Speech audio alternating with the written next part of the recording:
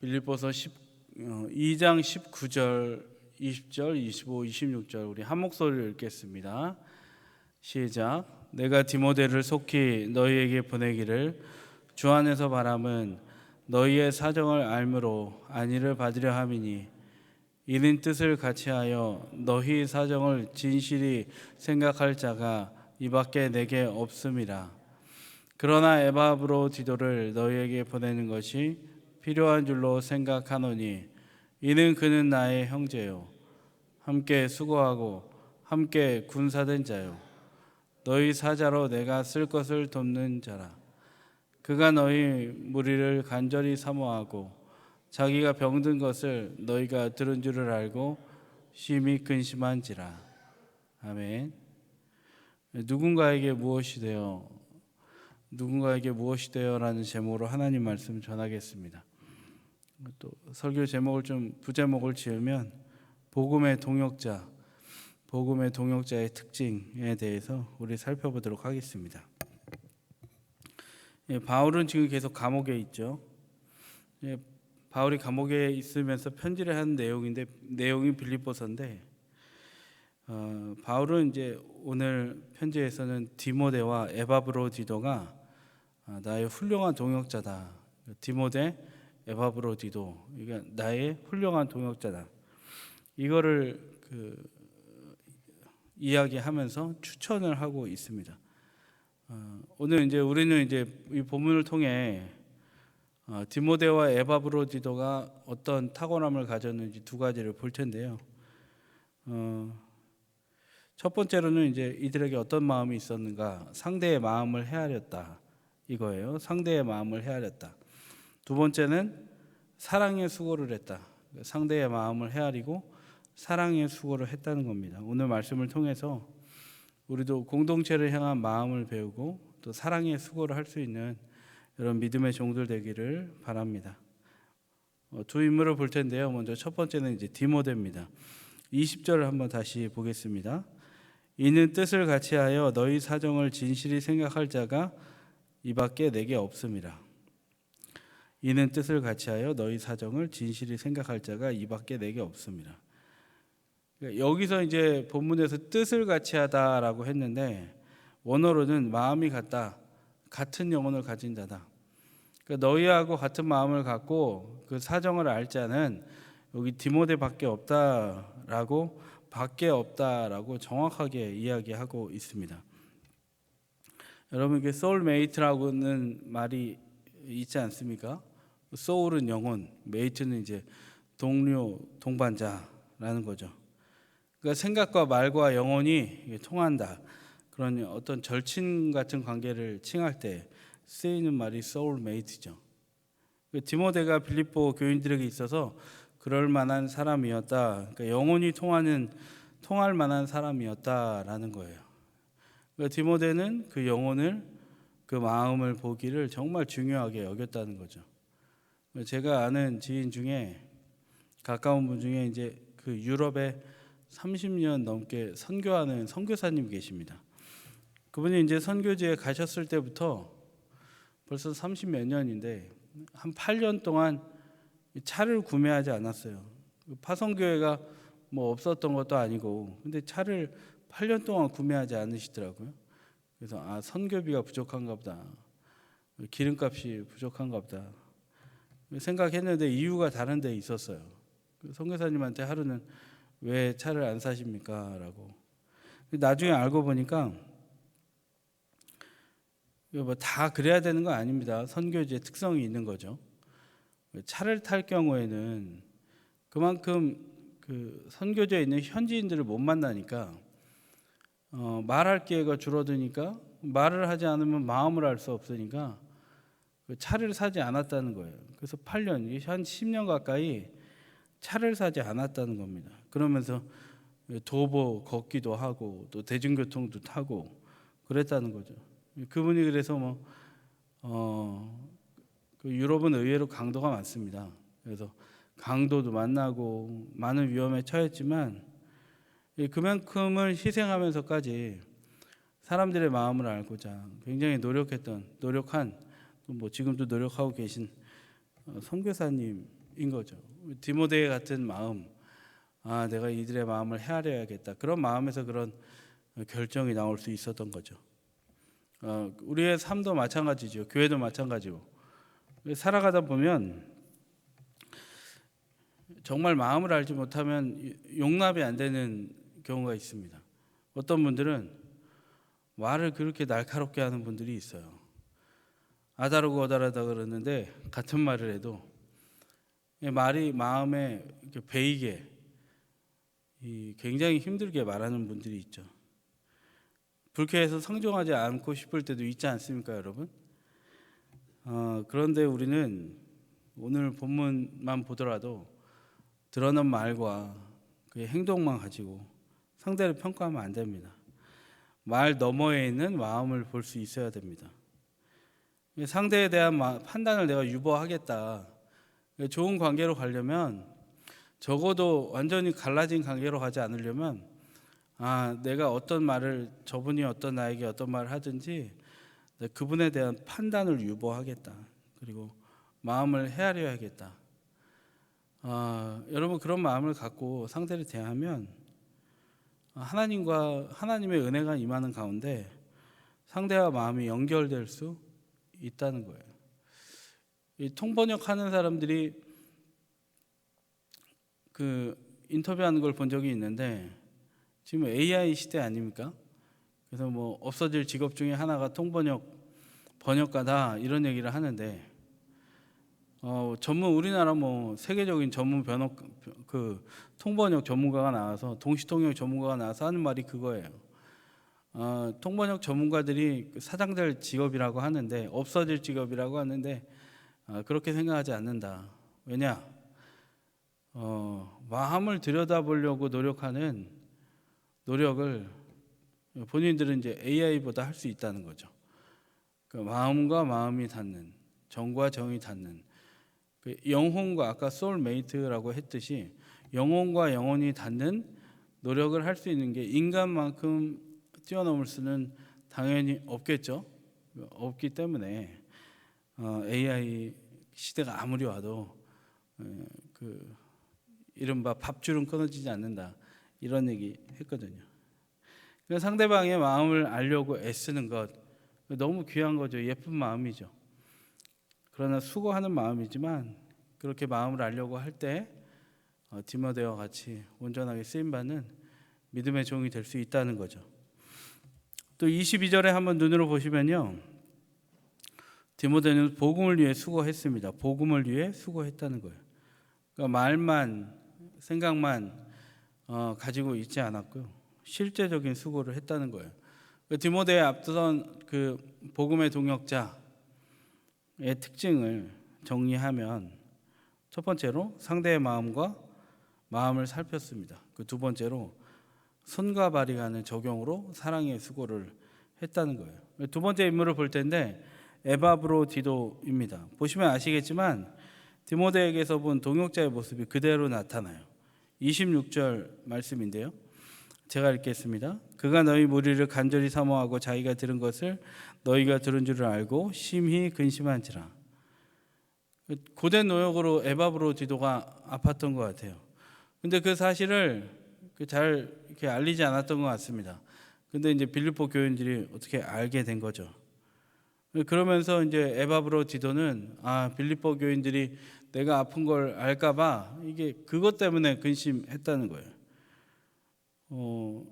똑같은 거죠. 디모데도 교인들을 생각하는 마음, 그들의 마음이 어떨까? 근심하지 않을까? 내가 아픈 것이 그들에게 얼마나 근심이 될까 했다는 거죠. 나아가서 이제 30절에 보면 그가 그리스도의 일을 위하여 죽기에 이르러도 자기 목숨을 돌보지 아니한 것은 나를 섬기는 너희의 일에 부족함을 채우려 함이니라. 그는 어떤 사람이에요? 그리스도의 일을 위해서 자기의 목숨을 돌보지 않을 정도로 헌신했던 사람이에요. 그리고 빌립보 교인들이 바울을 돕는 일에 힘이 붙일 때 부족함을 채우는 일에 헌신한 사람이에요.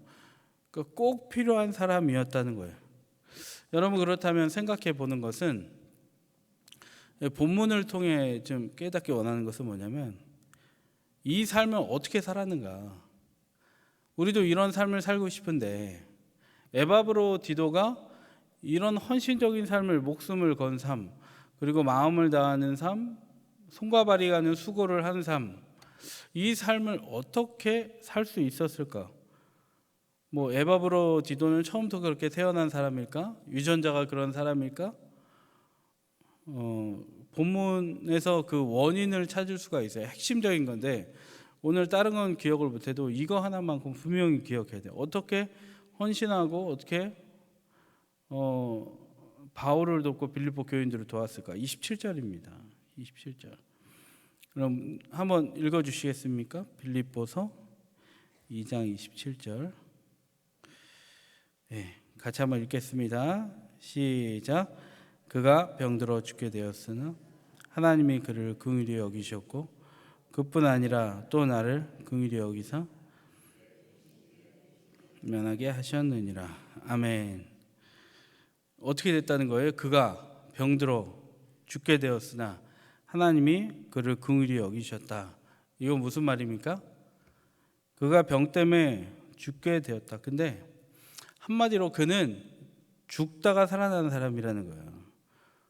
거의 거반 죽었다가 살아났으니까 하나님이 살려주신 사람이라는 거예요. 그러니까 하나님이 살려주신 것을 알고 그는 은혜 가운데 살아나서 충성과 사랑으로 헌신한 자일 수 있었다는 거예요. 죽다가 살아났다. 이게 핵심인 거예요. 여러분 우리 주변에도 죽다 살아나는 사람 있지 않습니까? 그런 사람들은 드라마틱하게 살아가는 경우가 참 많아요. 비포 애프터가 너무 달라진 사람들이 많죠. 그래서 뭐 때로는 간증도 하죠.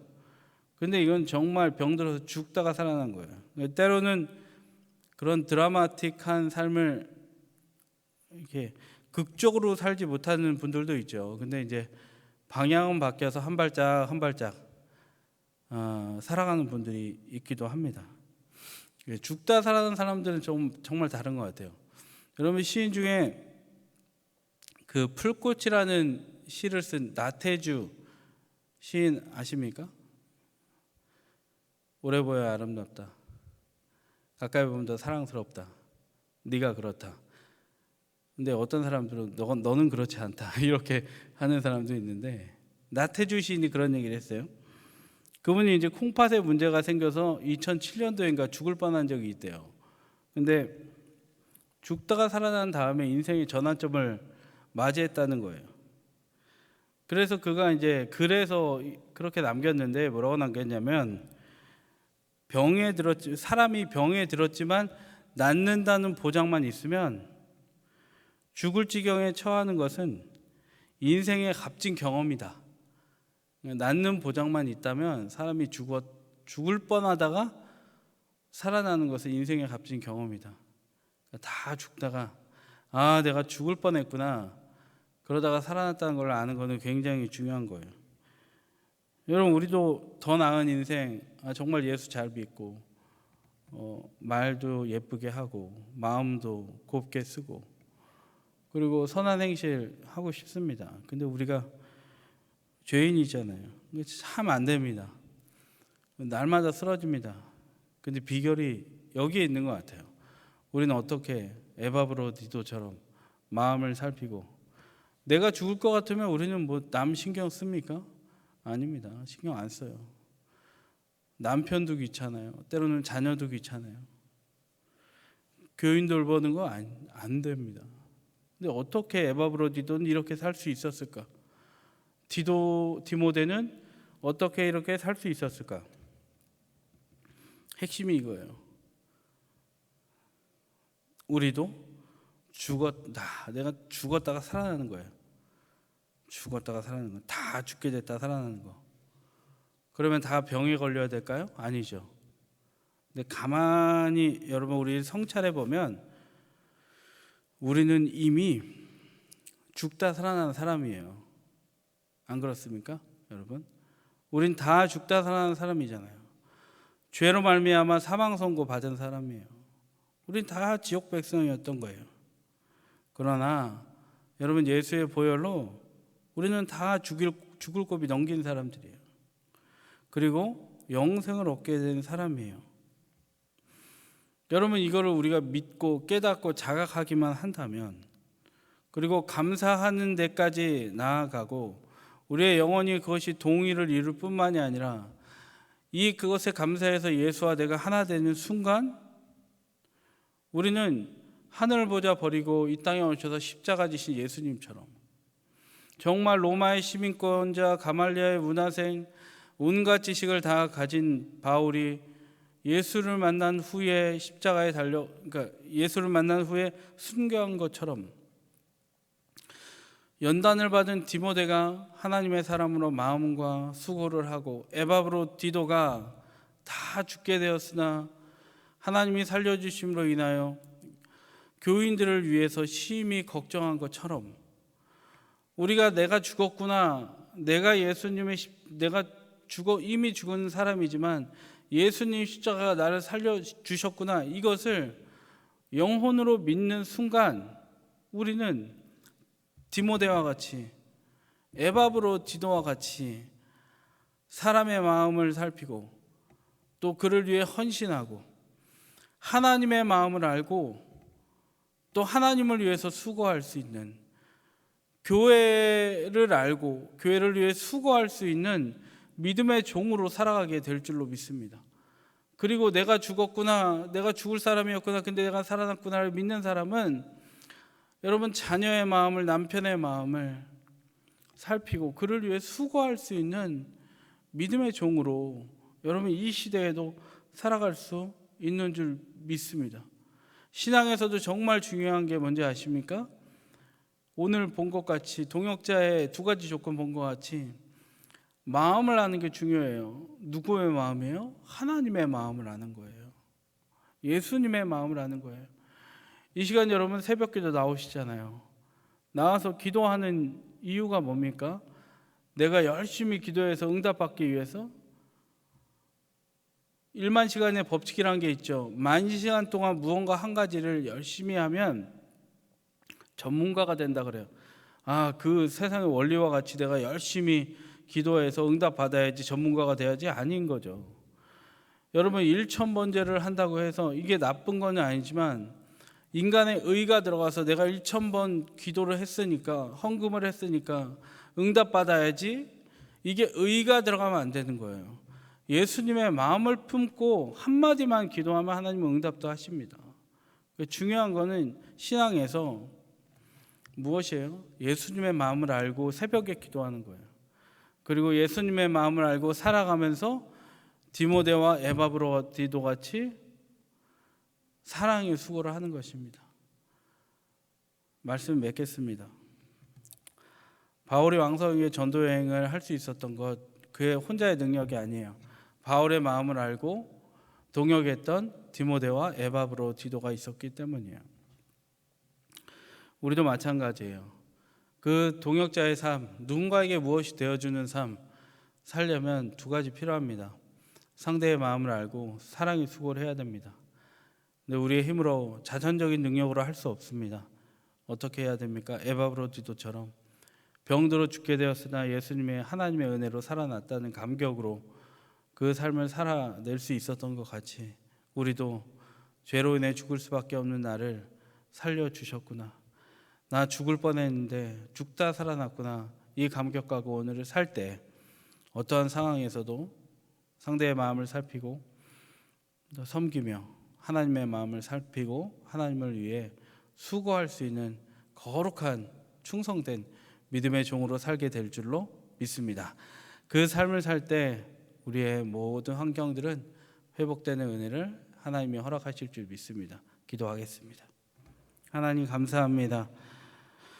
바울을 도왔던 디모데와 에바브로도처럼, 디도처럼 그들이 추천받은 것처럼 우리도 그렇게 살아 하나님 귀하게 쓰임받는 믿음의 종들 될 수 있도록 인도하여 주옵소서.